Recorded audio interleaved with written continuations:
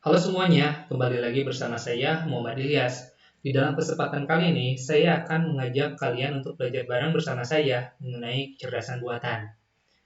Nah, secara definisi, kecerdasan buatan ini biasa disebut dengan istilah AI. Nah, apa sih AI itu? Jadi AI ini merupakan singkatan dari Artificial Intelligence.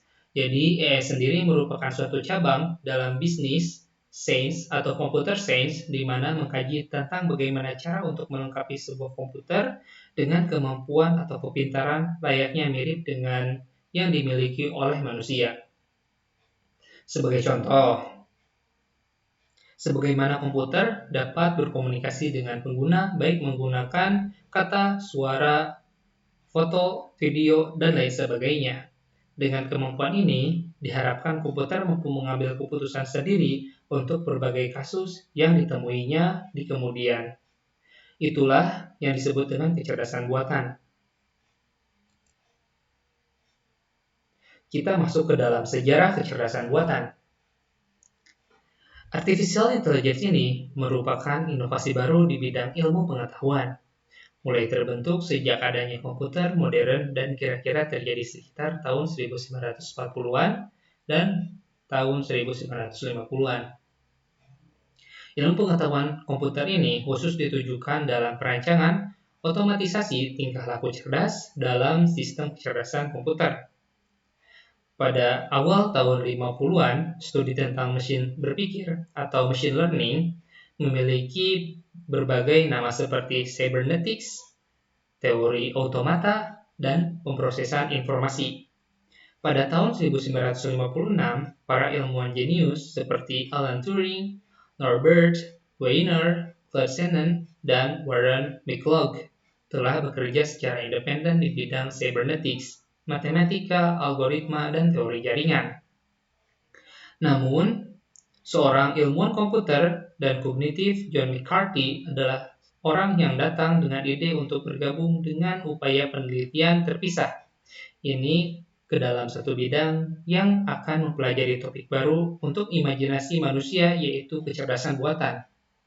Dia adalah orang yang menciptakan istilah tersebut dan kemudian mendirikan laboratorium kecerdasan buatan di MIT dan Stanford. Pada tahun 1956, McCarthy yang sama mendirikan konferensi di Dartmouth, di Hanover, dan Hampshire. Peneliti termuka di dalam teori kompleksitas, simulasi bahasa, hubungan antara keacakan dan kemiripan kreatif, jaringan saraf diundang. 7 dari bidang penelitian yang baru dibuat adalah untuk mengembangkan mesin yang dapat mensimulasikan setiap aspek kecerdasan. Itulah sebabnya konferensi Dartmouth pada tahun 1956 ini dianggap sebagai kelahiran kecerdasan buatan. Sejak saat itu, kecerdasan buatan telah hidup melalui dekade kemuliaan dan cemoohan, yang dikenal luas sebagai musim panas dan musim dingin. Musim panasnya ditandai dengan optimis dan dana yang besar, sedangkan musim dinginnya dihadapi dengan pemotongan dana, ketidakpercayaan, dan pesimisme. Kemudian kita masuk ke dalam perkembangan kecerdasan buatan. Nah, teknologi artificial intelligence ini semakin ramai dibahas dalam berbagai diskusi teknologi di seluruh dunia. Menurut kebanyakan orang, pekerja seperti kasir, operator telepon, pengendara truk, dan lainnya sangat berpeluang besar untuk tergantikan oleh artificial intelligence ini. Mengapa terjadi hal demikian? Dikarenakan memang bahwa AI ini atau AI ini lebih unggul dalam hal kinerja, fitur, dan lain sebagainya. Kemudian kita masuk ke scikit-learn. Jadi apa itu scikit-learn ini? Scikit-learn ini ada sebuah modul dari bahasa pemrograman Python yang di dalamnya berisi NumPy, SciPy, Matplotlib, dan lain-lain untuk membantu sebuah pembuatan AI, machine learning, dan data science.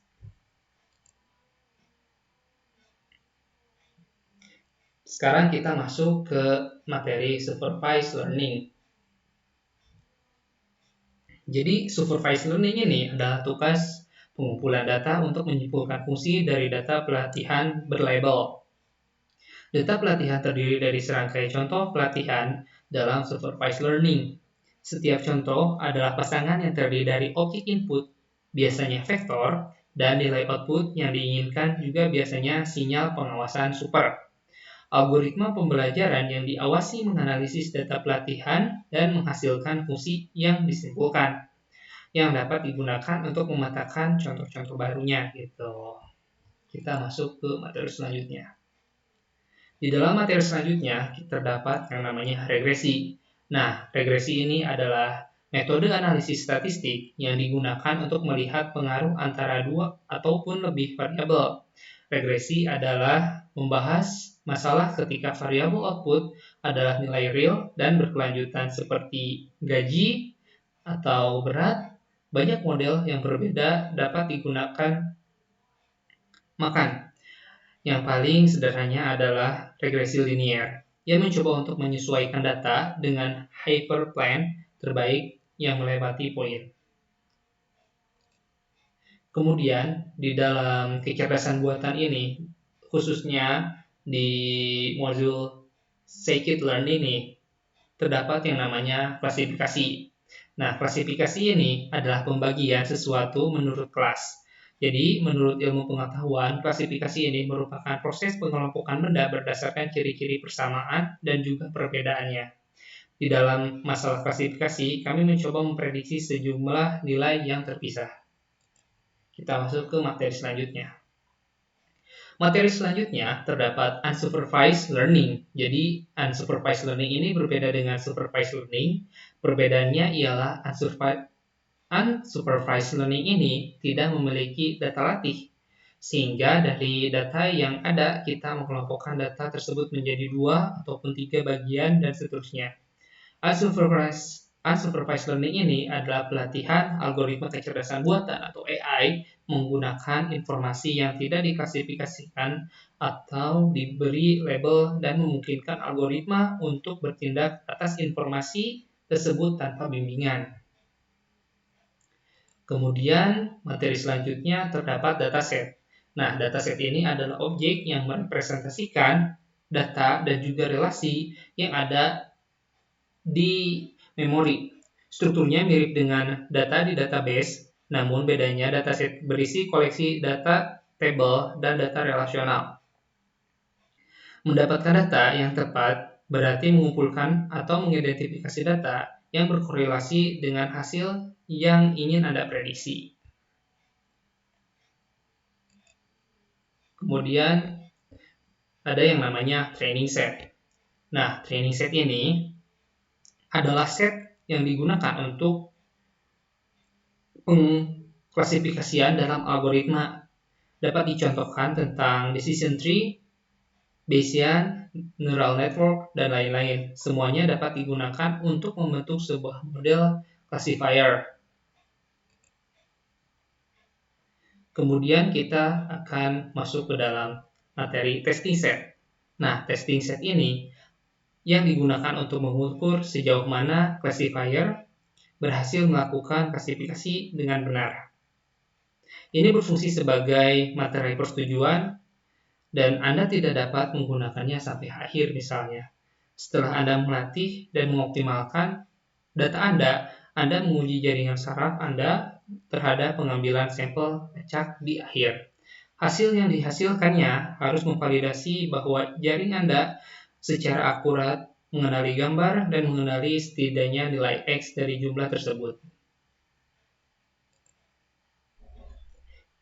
Nah, waktunya ngoding. Nah, teman-teman, untuk tools yang dipakai dalam kecerdasan buatan ini, teman-teman memerlukan tools yang namanya Anaconda. Nah, Anaconda ini bukan ular beneran ya, ini hanya sebatas tools saja gitu. Di sini teman-teman bisa menyesuaikan sistem operasinya, dan saya asumsikan bahwa teman-teman sudah mendownload tools ini. Untuk cara penginstalasian Anaconda ini terbilang cukup simpel. teman-teman cukup mengklik next saja. Kemudian bila sudah terinstall, teman-teman akan memperoleh tools seperti ini, Anaconda Navigator. Nah, Anaconda Navigator ini teman-teman bisa memiliki banyak tools di dalamnya seperti CMD untuk Anaconda-nya tersebut, kemudian ada data lore, kemudian ada Jupyter Lab, Jupyter Notebook, dan lain-lain. Nah, saya akan menggunakan sebuah tools di dalam Anaconda ini yang bernama Spider ini. Nah, tools Spider ini bila dibuka tampilannya seperti ini. Kita akan menuliskan sebuah kodenya di sini, kemudian nanti kita akan melihatkan hasilnya di konsol ini. Di sini nanti kita juga bisa melihat value-value dari sebuah variabel atau dari sebuah function yang kita gunakan. Untuk pertama-tama kita akan masuk ke dalam materi loading dan example dataset. Jadi di loading example dataset ini kita akan memuat atau menarik data-data yang ada di dalam sebuah modul scikit-learn ini gitu. Kita akan menarik datasetnya. Karena bila teman-teman sudah menginstal bila teman-teman sudah menginstal Anaconda ini, di dalamnya juga sudah otomatis teman-teman disediakan sebuah modul scikit-learn ini, jadi teman-teman tidak perlu menginstal ulangnya lagi. Oke, kita akan langsung saja menuliskannya. Kita import dulu, import datasetnya. Oke, kita buat variabel iris, kita panggil datasetnya, kita load irisnya, kita panggil dataset yang bernama load iris, kemudian kita membuat variabel digits dan datasetnya, kemudian kita load digitnya. Yes, salah.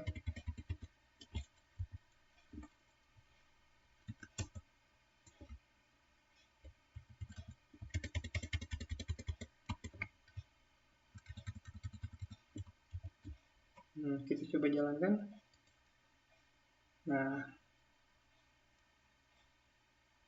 kemudian kita akan print di dalam digits itu ada apa saja. Kita print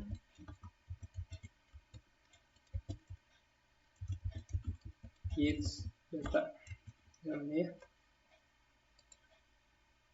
Nah, jadi dalam digit data ini ada kumpulan nilai yang dalam bentuknya array. Kemudian kita lihat digits target.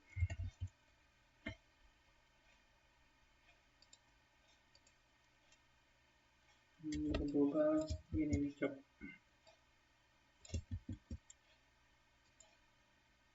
Nah, di sini udah muncul datanya ya.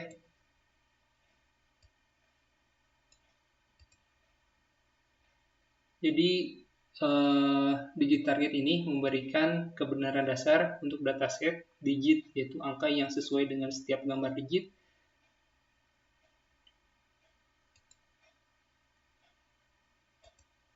Kemudian kita coba lagi dengan digitsnya, bukan target ya, kita coba berupa image.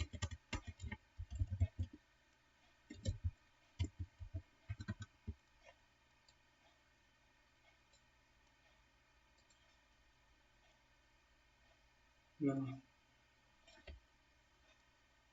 kalau ini image itu datanya lebih banyak ya daripada sebelumnya tuh.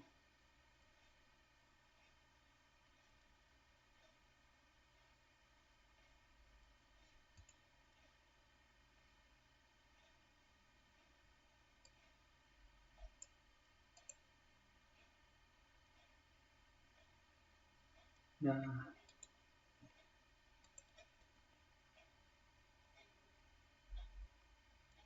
setelah loading dan assemble dataset, kita kan di sini ngeload ya datasetnya dari datasetnya, kemudian kita menampilkannya. Nah, bentuknya seperti ini, kumpulan nilai yang bentuknya array.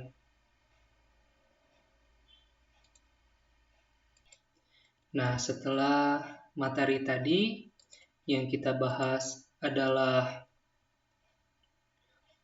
loading dan example dataset, kita akan masuk ke dalam materi selanjutnya yang bernama learning and prediction. Oke, kita buat saja yang tadi hapus dulu saja. And predicting. Nah, gitu. Nah, sedikit intermezzo ya teman-teman. Di dalam kasus kumpulan data, digit ini tugasnya adalah untuk memprediksi dengan diberikan gambar digit mana yang mewakilinya. Kemudian nantinya memberikan sampel dari masing-masing 10 kelas yang mungkin angka 0 sampai 9 yang cocok dengan penaksir untuk dapat memprediksi kelas yang termasuk dalam sampel tak terlihat. Jadi di dalam scikit-learn ini, estimator untuk mengklasifikasi adalah objek Python yang mengimplementasikan metode fit, yaitu dalam kurung X besar dan Y kecil, dan predict atau yang diwakili dengan huruf T besar. Contoh estimator dalam kelas scikit-learn ini, scikit-learn.svm.svc yang mengimplementasikan klasifikasi vektor pendukung. Jadi, konstruktor estimator mengambil parameter model sebagai argumen. Untuk saat ini, akan mempertimbangkan estimator sebagai kotak hitamnya gitu. Kita akan langsung saja mencobanya ya. Kita import dulu scikit-learn-nya, import svm-nya yang telah tadi saya sebutkan. Dan kita buat variabel. Kita panggil svm-nya di sini. Kemudian panggil svc-nya di sini. Kita gamma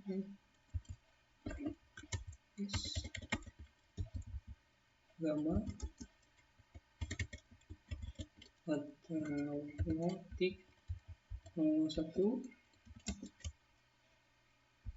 C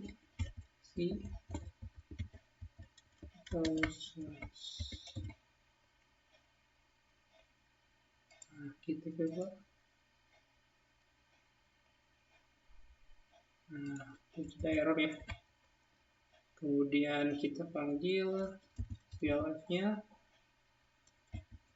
kita panggil method fit yang berisikan digits yang di dalamnya data, memuat nilai 1, kemudian kita panggil digits lagi, kita targetkan ke data 51.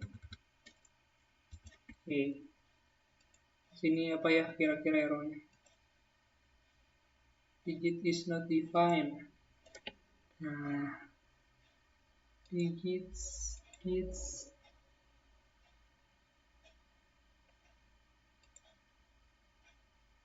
error nih. Oh, ini nih. Kita coba. Wah, ada error lagi nih.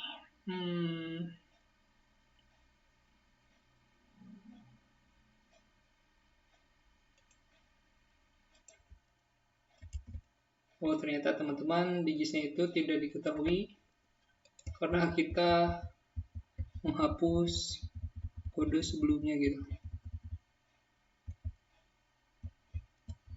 Nah, ini saja dari yang terakhir kita. Oke, hasil error ya. Kita tandai di sini sebagai loading and example dataset. Kemudian di sini masuk ke dalam materi learning and predicting. Oke, kita import dulu ya. From scikit-learn import SVM ini, kemudian CLF, kita buat variabel, kita panggil suatu library-nya, kemudian panggil SVC-nya, bagian dari SVM itu, kemudian kita buat variabel yang berisikan nilai 0, 0, 1, kemudian variabel lain dengan isi 100. Kita coba. Oke, tidak ada error ya. Kemudian kita panggil variabel CLF-nya itu, kita panggil method feed yang di dalamnya berupa digits yang dari atas yang memuat dataset dan local digits.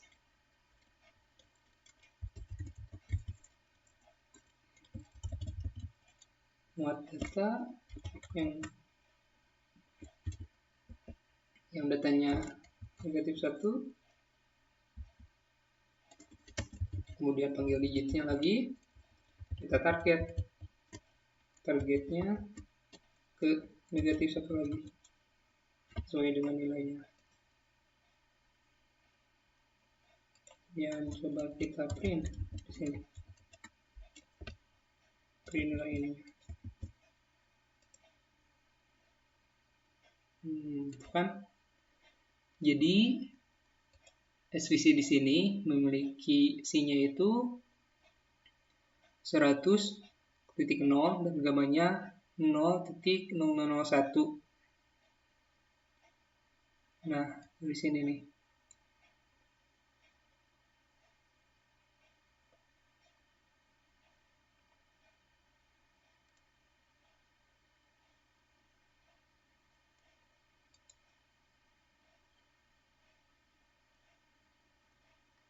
Oke, kita lanjutkan lagi, kita coba lagi ya.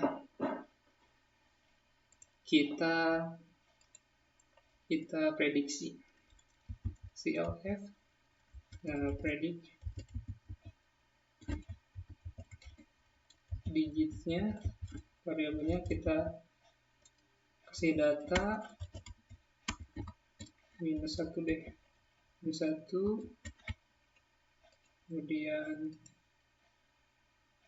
print. Nah, kita coba print ininya.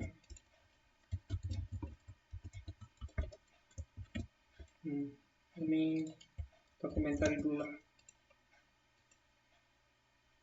Nah, di sini CLF memprediksi digit datanya -1-nya itu yaitu 8.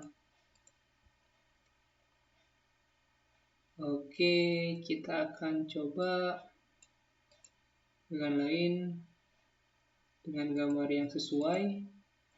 Kita akan coba ya konversinya ke dalam gambar. Kita coba from scikit-learn import dataset. Ini udah sih di atas beberapa. Kita import matplotlib-nya ya. Ini untuk membuatkan plot-plot atau gimana ya bahasanya. Untuk membuatkan garis kita panggil pyplot. Singkat menjadi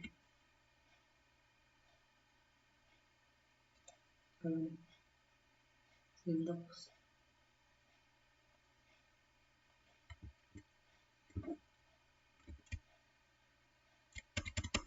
Port add plotlib find plot, itu kan tulisannya SPLT. Nah, kita sini akan load the digit datasetnya.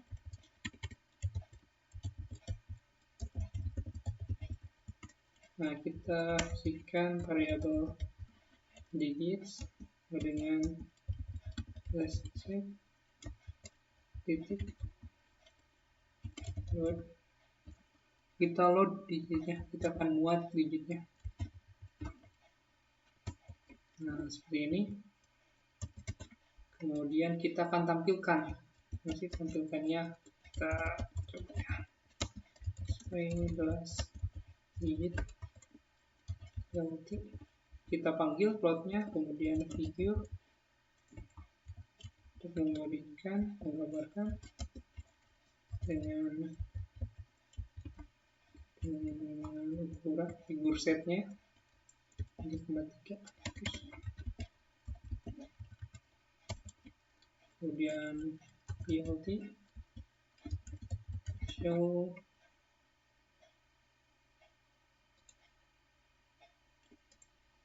Nah, kurang lebih seperti ini ya. Tadi kita mencoba memainkan matplotlib-nya dari learning and prediction ini. Nah, di sini kita import scikit-learn-nya, import datasetnya, kemudian import matplotlib dari modul lain matplotlib-nya untuk menampilkan plotnya. Kita panggil di dalamnya pyplot-nya untuk menghasilkan plotnya. Kita singkat menjadi plt.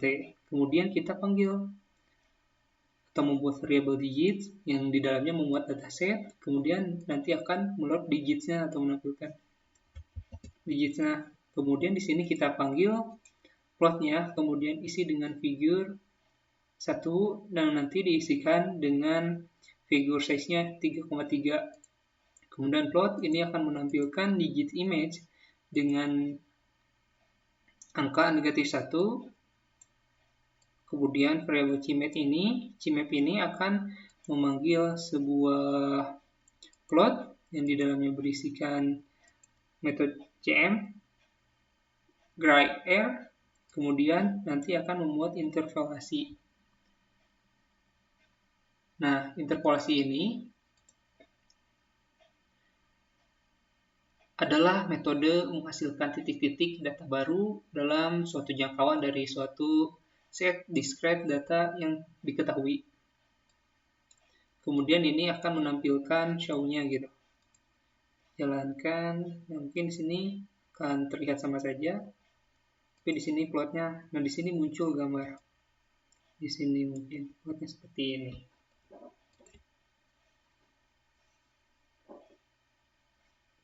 Kemudian kita akan masuk ke materi selanjutnya. Oke teman-teman, kita akan masuk ke dalam materi selanjutnya. Kita akan masuk ke dalam materi model persistence. Oke, jadi apa sih ini itu gitu, model persisten itu? Jadi dia itu setelah melatih model scikit-learn ini, diinginkan untuk memiliki cara untuk mempertahankan model untuk pengguna masa depan tanpa harus melatih ulang gitu. Kemudian bagian berikut memberikan Anda beberapa petunjuk tentang cara mempertahankan sebuah model di scikit-learn ini gitu. Kita akan langsung saja mengkodingnya. From scikit-learn import svm, kita import seperti biasa from scikit-learn import datasetnya. Nah, buat sebuah variabel, kemudian kita panggil svm dan s isinya. Kemudian, nah ini data yang seperti tadi ya, X dan Y-nya itu, jadi mengimplementasikan metode fit yang mewakili X besar dan Y kecilnya gitu.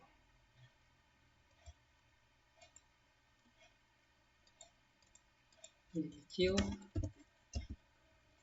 Nah, kemudian kita masukkan datasetnya, kita load, kita muat iris, kita kembalikan x, y-nya, kita beri nilai true.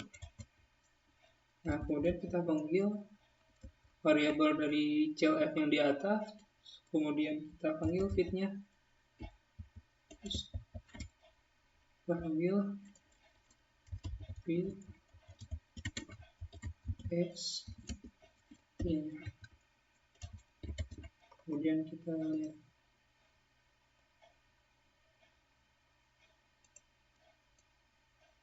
kita tidak tampil yang ini. Coba yang ini kita komentari dulu. Kemudian kita print di sini nilai dari ininya. Oh, tidak tampil ya.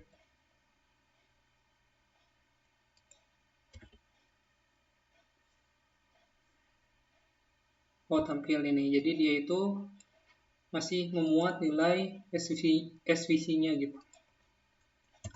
Kemudian kita import pickle, sebuah library. Kita import, kemudian S.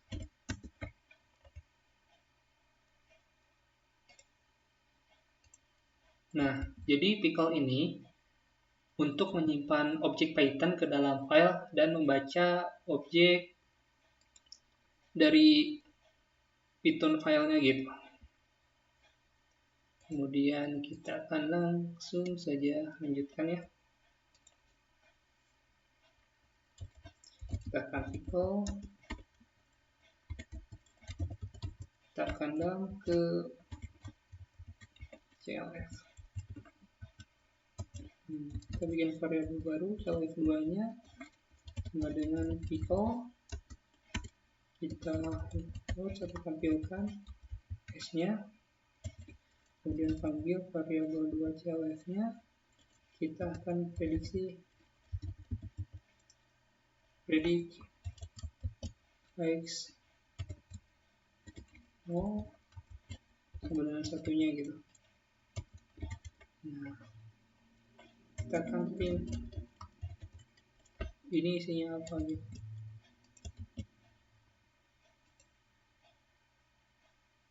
Nah, error di sini apa errornya? Coba lihat. Ada missing require argument file. Argument filenya error.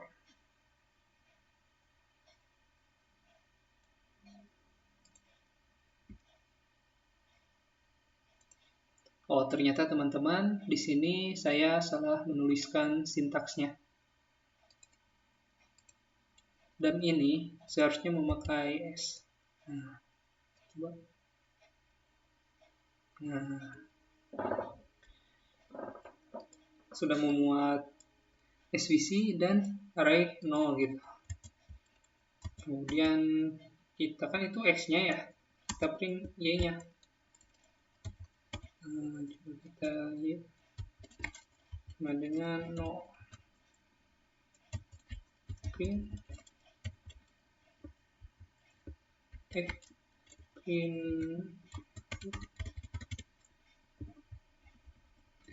misalnya nanti error, kita print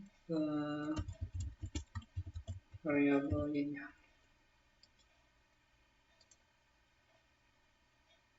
Nah, Y-nya 0.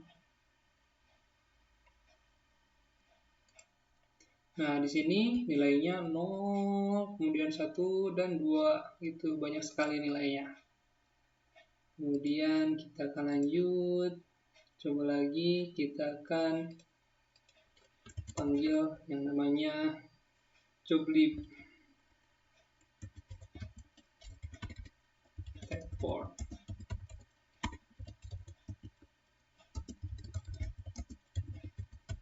Importnya, kemudian kita load ini, juga loadnya.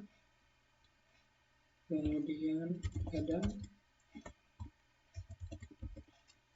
left, kemudian kita berikan file name public select, variabelnya kita load file name,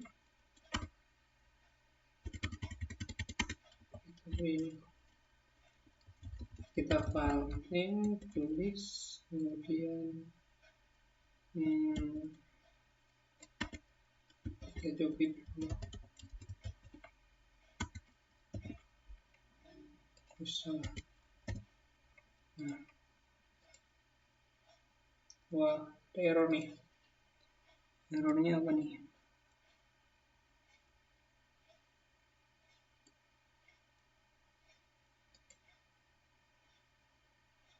Oh, salah saya, harusnya from. Apa? Nah, nanti dia itu akan meload filenya. Nah, jadi teman-teman, metode dan ini berfungsi ketika kita objek Python itu harus disimpan ke dalam file. Nah, sedangkan joblib ini ada sebuah library kedua yang dapat digunakan untuk menyimpan model gitu. Nah, selain yang namanya pickle yang tadi dipakai. Nah, selain ini gitu.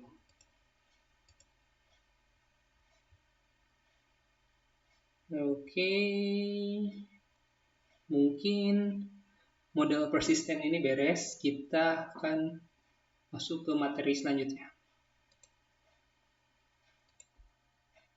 Seperti yang telah dijelaskan tadi, kita akan masuk ke materi selanjutnya yang bernama conventions. Nah, jadi sedikit penjelasan, convention ini adalah estimator mengikuti aturan tertentu untuk membuat perilaku mereka lebih produktif gitu. Jadi sebuah aturan-aturan katanya gitu.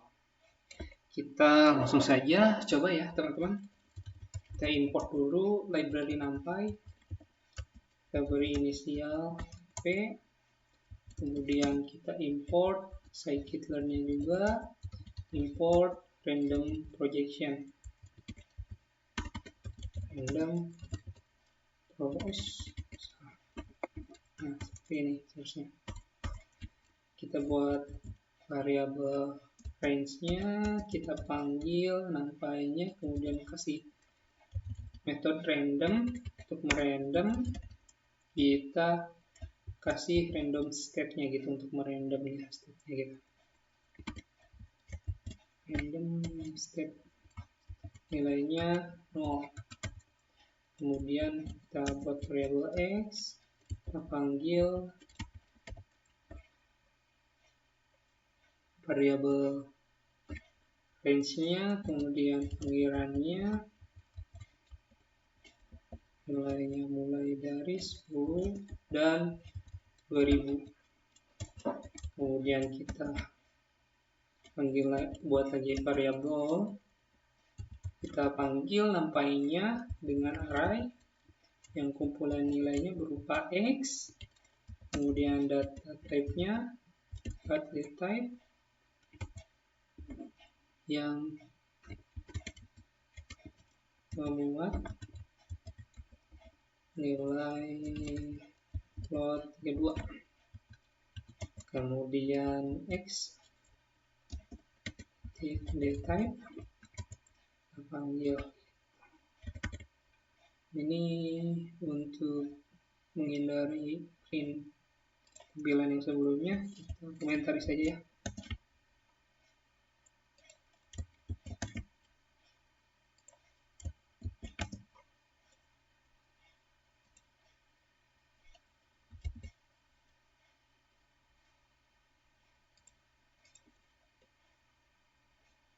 Oke, sudah terkomentari.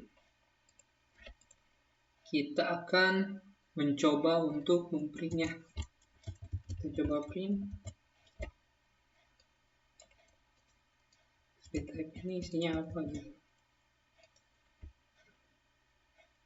Nah, jadi isinya itu sebuah nama, yaitu float 32 ini ya, yang dibentuk dari sini gitu. Kemudian kita bikin transformer yang memuat random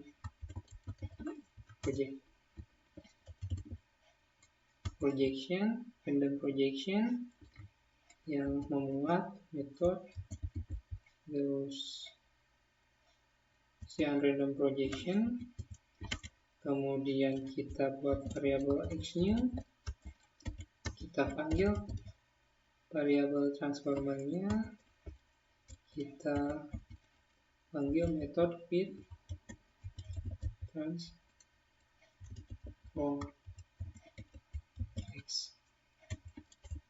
x new titik data type kita panggil. Nah, gitu. Coba ini yang tadinya float 32 kita komentari dulu. Nah, kita komentari dulu seperti ini, kemudian kita panggil yang ini. Kita muat nilainya yang ini. Coba kita. Nah, ini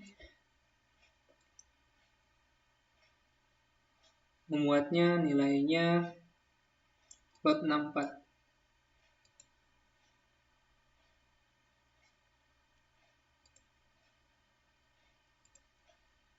Jadi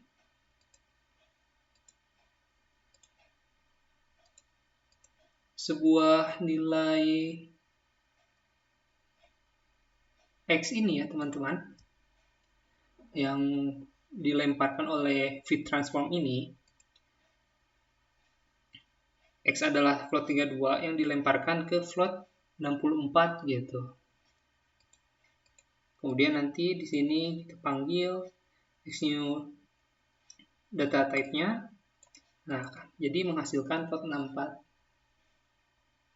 Kemudian kita tadi sudah, kemudian kita coba lagi ya. Target regresi dilemparkan ke float 64 dan target klasifikasi dipertahankan. Kita coba.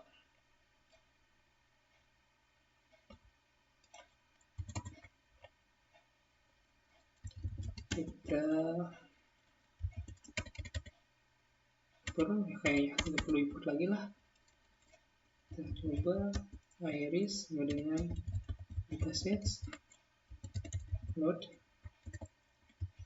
iris,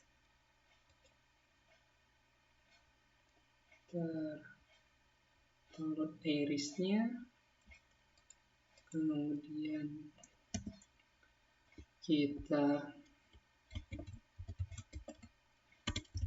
return x y sama dengan true, kemudian kita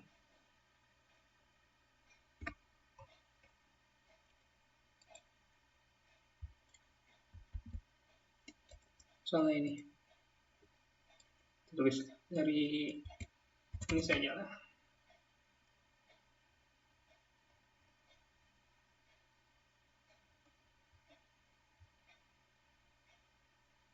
Nah, kita coba tulis dari awal ya, kita tandai biar gak pusing. Iris, kita panggil datasetnya, kita load irisnya, kita panggil select-nya sama dengan svc, kita panggil select-nya, kemudian kita fit, kita lempar, kemudian iris datanya kita panggil, kemudian iris dari targetnya, kemudian kita coba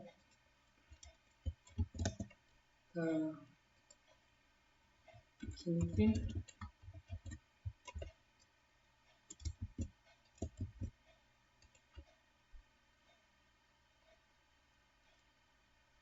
species is not defined. Nah, error katanya.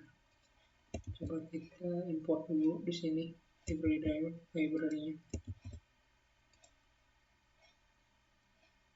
Nah, species gitu.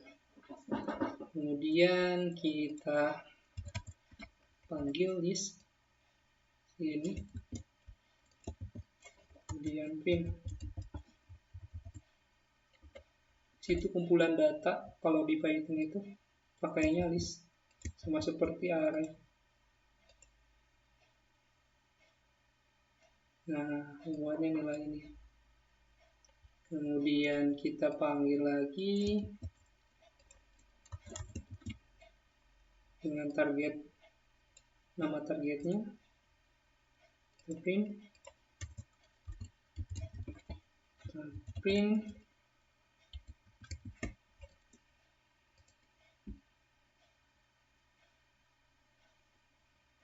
oke, membuat datanya SVC, kita panggil prediction-nya, series datanya berupa 3, print di sini.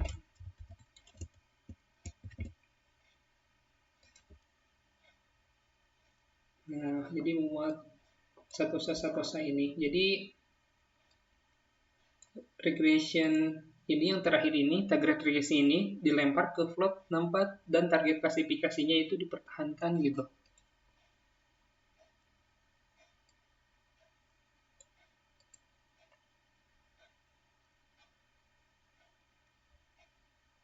Jadi di sini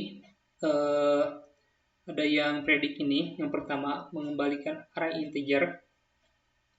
Karena iris target array integer ini digunakan sesuai gitu, sesuai prediknya. Kedua mengembalikan array string karena iris titik target names ini adalah untuk pemasangan. Oke.